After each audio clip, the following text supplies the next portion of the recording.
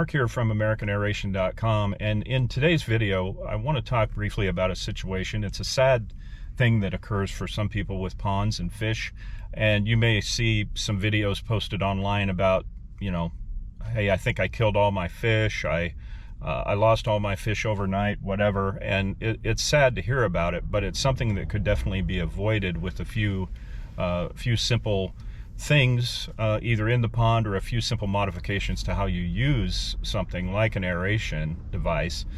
Of course, most people have heard about aerators and the use or the need for those things, and it's true that most fish are lost through low oxygen.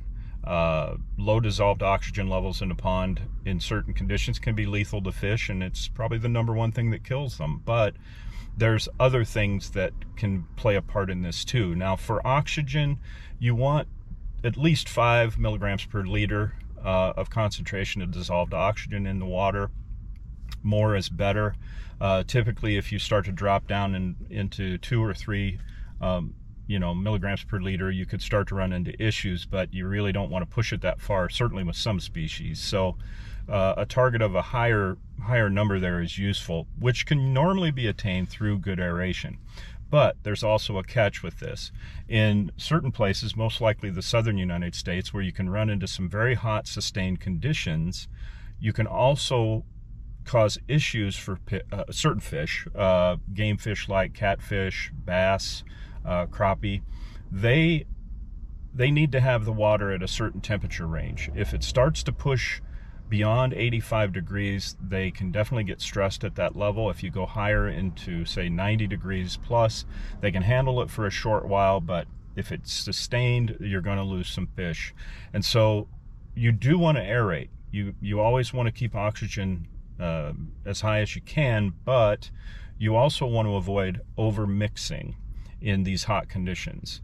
And when your ambient temperature or your atmospheric temperature starts to push, let's say 85 or higher, you want to start considering changing the way you aerate. It's really as simple as that. You could aerate only at night. That's one common thing that is done, simple to do. And what you're doing is basically maintaining oxygen levels through the overnight hours when oxygen is normally going to be the lowest in these ponds. Particularly if you have any plant growth, algae or something like that, it's definitely going to be lower at night. But you're not wanting to mix during the day when it's the hottest air temperatures. So basically run it only at night and see how you get along with that. If you have a way to either move a single diffuser over to an off-center, more shallow position, now normally we will aerate at the deepest spot that we can, but in these conditions you want to aerate in a more shallow, typically off-center position. So again, you're not mixing the whole pond. The lower part of a pond that's, let's say, the deepest, that can remain cooler while you're oxygenating over in another section of the pond where you are maintaining good DO levels. So the fish can work back and forth in between and have a refuge from the heat as well as from low oxygen. They can go where they need to go.